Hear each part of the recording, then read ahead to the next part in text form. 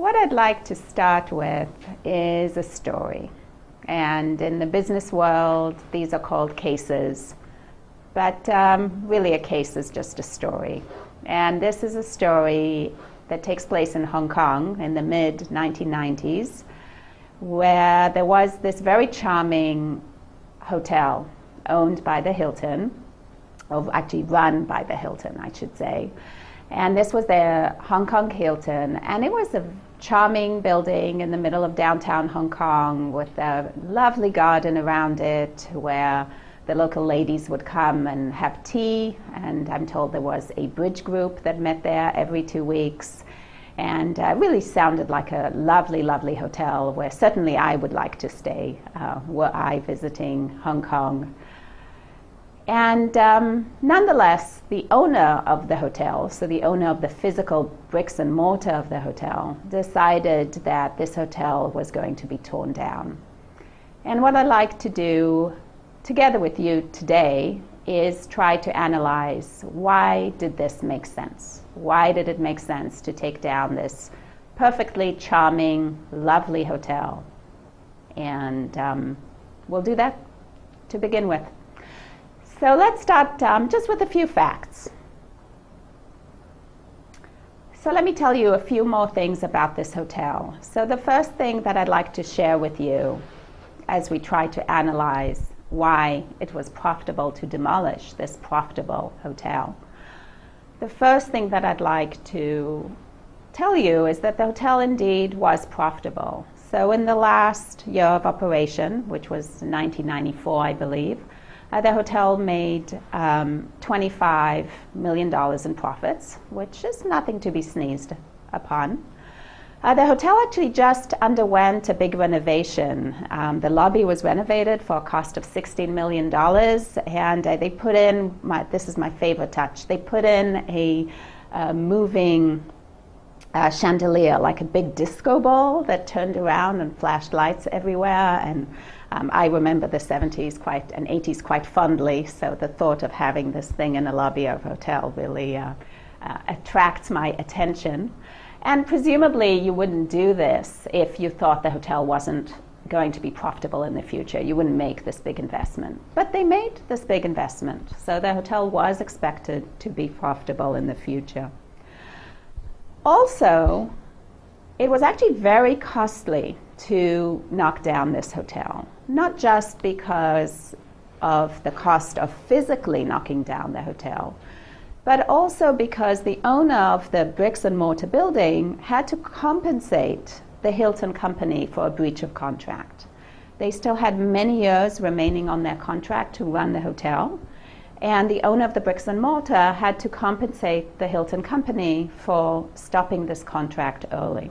So it was actually very costly to break this management contract. It was about $125 million that the owner had to pay the Hilton company for this. And, that's also not an insignificant amount of money. So why would the owner of the hotel do this? So let's think a little bit about Hong Kong. And again, I've never been there, but looking at pictures and talking to people who have been here, I get a sense that it's a place with very tall, high-rise buildings. And real estate is very expensive in downtown Hong Kong, and certainly was very expensive in the mid-1990s. And so the owner of the hotel figured out that he could demolish a relatively small building, and instead of this relatively small building, he could build a very tall building, and he could therefore have a much bigger area that he could rent out as real estate. Specifically, the owner of the hotel, Lee Kai-shing, figured out that he could earn an extra $70 million in rental income per year by constructing an office tower on this site. So what do we take from this example? What we can take from this example is that the true cost of having this building on site is the cost of not doing something else. It's the cost of not constructing that large office tower. This idea that every choice that we make, there's some alternative that we could be making, is a central concept in economics. And it's the concept of opportunity cost. In economics, when we talk about cost, we are always referring to the opportunity cost. And we'll define the opportunity cost as the value of the best foregone alternative to any decision. All actions imply an opportunity cost, because whenever you decide to do one thing, you are, of course, deciding not to do something else. You can't simultaneously be doing two things at the same time. You might be able to listen to my lecture and wash dishes at the same time, but you won't be able to listen to my lecture and listen to someone else's lecture and wash the dishes at the same time. So the opportunity cost is the thing that you gave up in order to do what you're doing. And again, in economics, when we talk about economic costs, we mean the opportunity cost.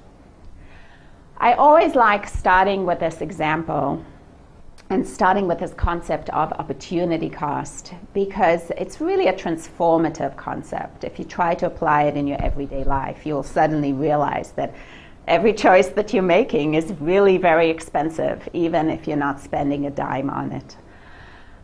So let's practice this concept just a few more times so we get more comfortable with it.